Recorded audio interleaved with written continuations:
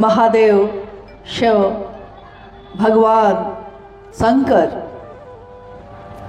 न जाने कितने रूप से, न जाने कितने नामों से सुशोभित हैं महादेव। जब भी हम कितने भी देवी देवता हैं, नर हैं, नारी है, गंधर्व हैं, देवी हैं, देवता हैं, परंतु जब हम महा शब्द लगाते हैं, जब हम कहते हैं कि सबसे ऊपर की सत्ता कौन है, तब हम शिव की बात कर रहे हैं। आप गौर करिएगा कि जब देवों के देव महादेव, योगियों के भी योगेश्वर महायोगेश्वर, औढरियों के भी, अघोरियों के भी ईश्वर औघरेश्वर, महामृत्युंजय जो जीवन और मृत्यु के चक्र से हमको बाहर निकालते हैं, महामृत्युंजय, और साथ ही साथ गृहस्थों के भी साकार आदर्श हैं। गृहस्थ मतलब हमारे आपके जैसे लोग जो इस जीवन में, इस धरती पे आते हैं और अपना एक परिवार बनाते हैं। छोटा छोटा परिवार है हमारा, परिवार बनता है, उसमें बच्चे हैं, माता पिता हैं, यानी बड़े बुजुर्ग से लेकर छोटे तक सब एक परिवार के सदस्य हैं। लेकिन उस परिवार के हर सदस्य का साकार आदर्श कौन है? शिव है। गृहस्थों के भी साकार आदर्श। इतने देवी देवताओं की पूजा होती है, परंतु संपूर्ण परिवार की पूजा जो होती हो, एक ऐसे देवता जिनके परिवार को जो चित्रों में हम देखते हैं, उस परिवार में सबको सर्वाधिक प्रसिद्धि मिली, सर्वाधिक पूजा की गई। महादेव साथ में बैठी हैं माँ पार्वती, और उनके साथ बैठे हैं कार्तिकेय, साथ में बैठे हैं गणेश, उनके सवारियां भी हैं। महादेव का बसहा बैल है, भगवती का सिंह है, कार्तिकेय का मोर है, गणेश का चूहा है, और शिव के गले में एक विषधर भुजंग भी है, नाग लपटा हुआ है। जन्मजात यानी अपने जीवन से जन्मजात, ये सब एक दूसरे के भोजन हैं। मोर सांप को खाता है, सांप चूहा को खाता है, सिंह बाघ बैल को खाता है। यानी अपने जीवन की पूर्ति के लिए जो आहार है, भोजन है, वो भी अगर शिव भाव में बैठता है, शिव के नज़दीक बैठता है, तो शिव भाव में आकर सबके जन्मजात स्वभाव भी बदल जाते हैं, शिव भाव में हो जाते हैं। सब शांत हैं, सब शिव के प्रेम में डूबे हुए हैं और जगत के लिए आदर्श प्रस्तुत कर रहे हैं, जगत के लिए। क्योंकि साहब श्री के बारे में आपने अभी सुना, माँ दीदी नीलम आनंद जी का नाम भी सुना। शिव के शिष्य साहब हरिंदानंद जी ने ये पैगाम दिया, ये संदेश दिया, आइए भगवान शिव को अपना गुरु बनाए। जो भगवान है, जो सबका है, जो सबके मनोकामनाओं की पूर्ति करते हैं, साथ ही साथ ज्ञानदाता का भी रूप है उनका। दानदाता के साथ साथ ज्ञानदाता स्वरूप भी है, जो ज्ञान देने की जिम्मेदारी भी वहन करते हैं। आपने देखा होगा कि जगत में भौतिक रूप से अंधेरा है। दिन के उजाले में भी अगर आप अपने घर के दरवाजे खिड़कियों को बंद कर दीजिए तो अंधेरा हो जाता है। दिन का उजाला है, बाहर धूप है, परंतु अगर दरवाजे और खिड़कियां और पर्दे समेट दिए जाए, बंद कर दिए जाए, तो कमरे में अंधेरा है। अंधेरा शाश्वत है, अंधेरे को लाना नहीं पड़ता, अंधेरा होता ही है। उजाले को लाना पड़ता है, रोशनी लाई जाती है। कभी आपने सुना है कि किसी दुकान में अंधेरा लाने वाला टॉर्च बिकता हो? कहीं दुकान पे जाइए, कहिए कि रोशनी चाहिए, तो वो आपको बल्ब देगा, वो आपको टॉर्च देगा रोशनी लाने के लिए, उजाला लाने के लिए। अस्तो माँ सदगमया तमसो माँ ज्योतिर्गमया, अंधेरे से उजाले की ओर ले चलो।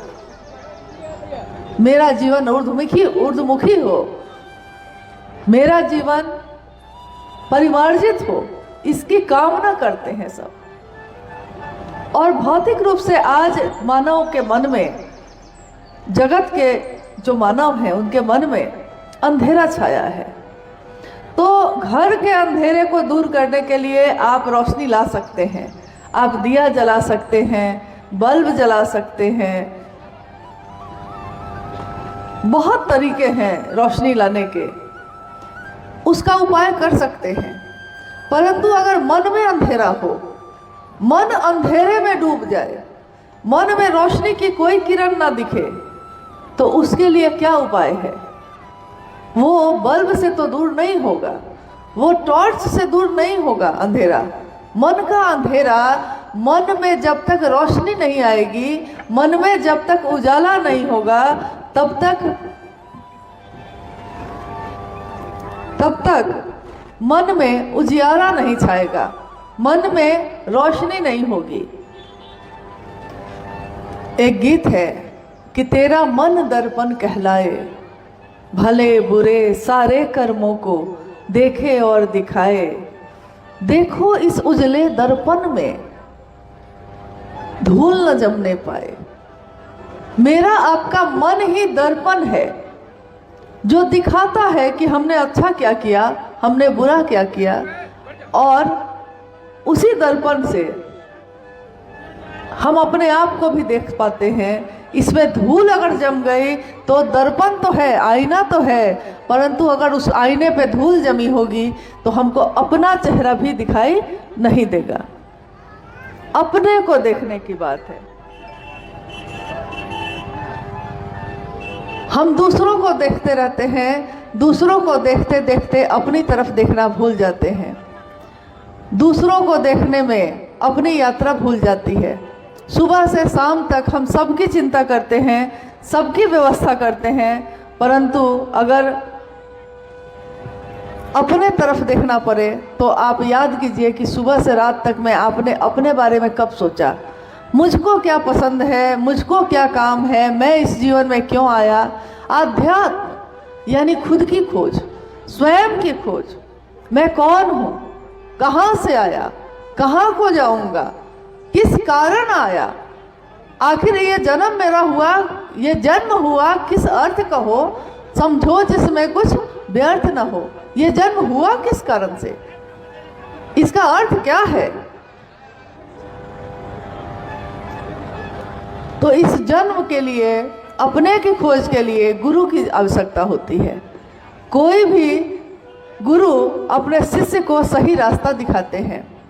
गुरु शिव होंगे तो क्या होगा, कोई शरीरधारी गुरु भी होगा तो भी अपने द्वारा दिए हुए मंत्रों के जप से, साधना से, उपासना से, या अपनी वाणी से, अपने शब्दों से, शब्दन मार जगाए दियो रे, अपने शब्दों की चोट से अपने शिष्य के मन को शिव के लिए आवेशित करता है, शिव के लिए जगा देता है। परंतु एक विशेष नियम के अंतर आइएगा तभी, यानी अगर आप ब्रह्मचारी हैं, किसी विशेष जाति से हैं, किसी विशेष धर्म से हैं, वर्ण से हैं, संप्रदाय से हैं, पुरुष हैं, स्त्री हैं, कोई विशेष नियम के अंतर्गत कोई आएगा तभी गुरु भी उसको अपने अनुसार, अपने अनुशासन में रखकर शिव के लिए आवेशित कर सकते हैं। परंतु कोई ऐसा गुरु शरीर में उपलब्ध नहीं है, जो मैं हूँ, जैसा मैं हूँ, जिस तरह का मेरा जन्म है, कोई गुरु शरीर में ऐसा नहीं है जो उसी अवस्था में मेरे मन को शिव भाव से भर दे। सदगुरु स्तर पे भी कुछ लोग हैं धरती पे, सदगुरु भी अपनी दया से किसी के मन में शिव का भाव जगा सकते हैं, परंतु विशेष नियम एक न एक उनके द्वारा भी होती है। कोई न कोई पसंद नापसंद होती है।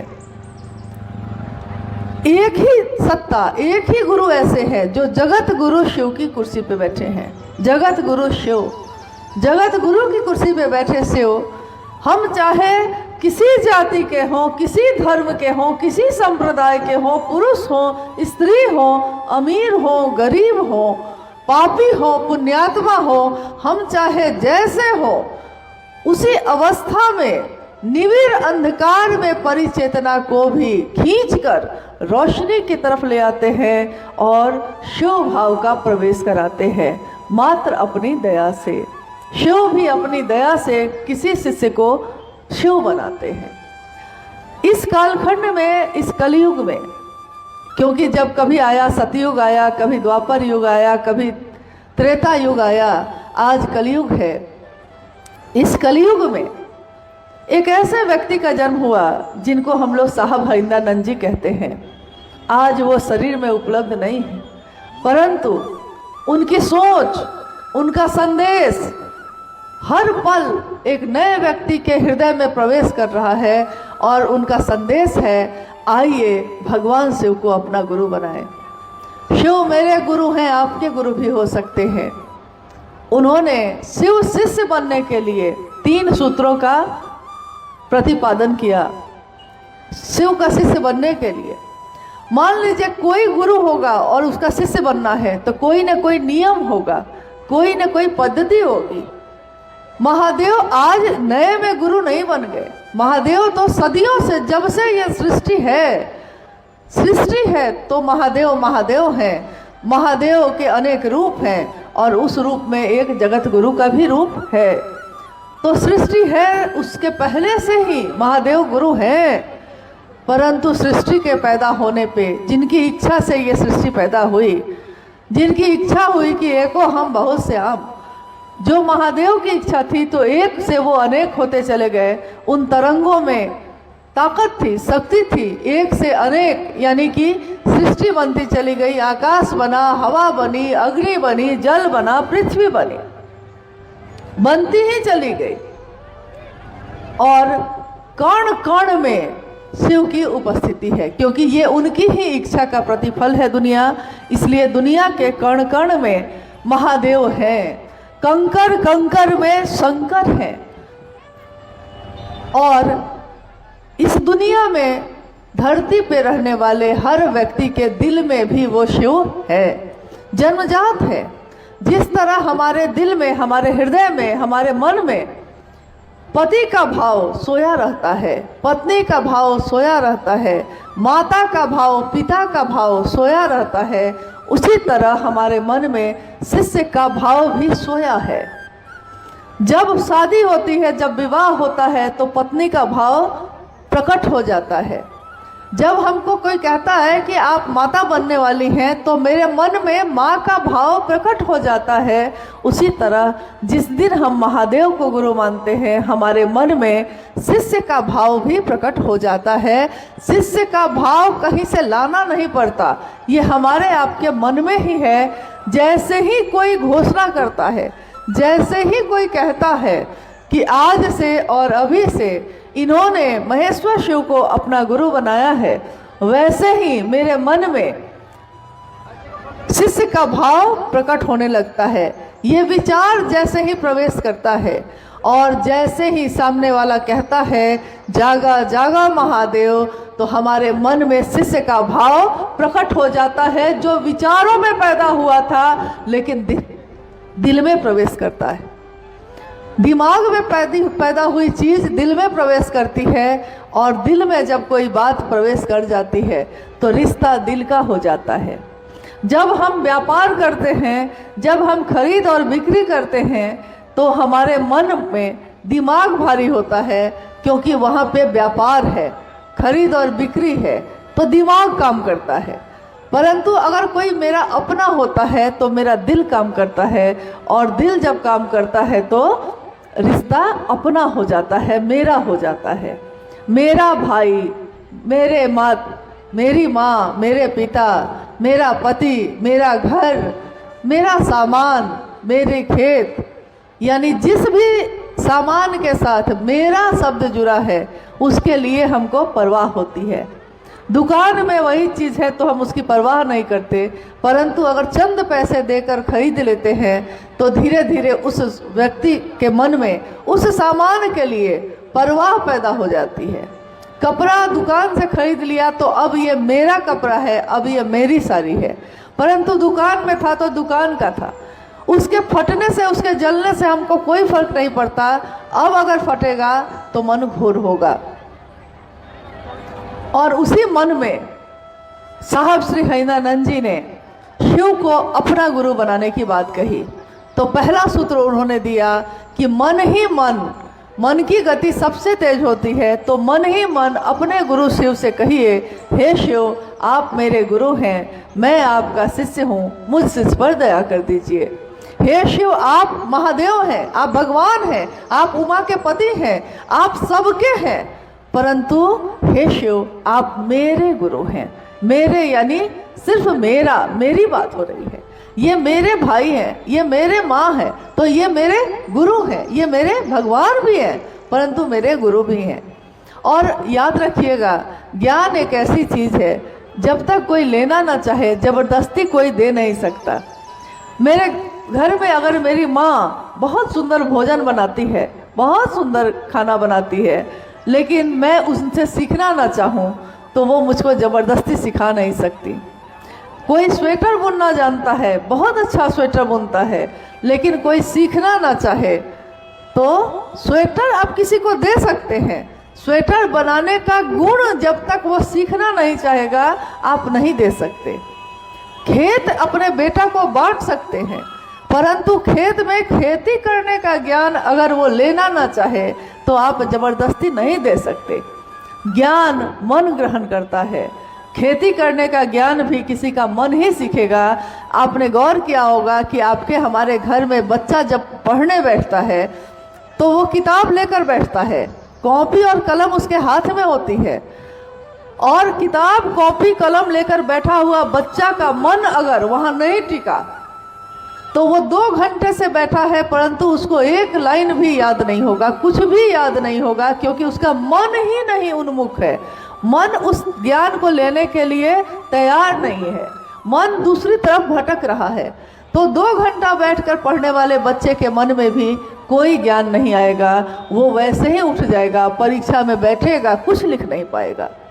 इसलिए हम अपने बच्चों को भी कहते हैं, बेटा मन से पढ़ो, थोड़ी देर ही पढ़ो, परंतु मन से पढ़ो, जबरदस्ती मत पढ़ो। जबरदस्ती पढ़ने से कोई फायदा नहीं है। महादेव की बात करना भी है, अगर महादेव से दया मांगना, महादेव की चर्चा करना, महादेव को प्रणाम करना, थोड़ी देर ही करिए, लेकिन मन से करिए, क्योंकि वो मेरे गुरु हैं, मेरे शिव हैं, मैं उनका हूँ। तो थोड़ी देर की हुई काम भी अगर मन से की जाए तो उसका परिणाम है, उसका रिजल्ट है।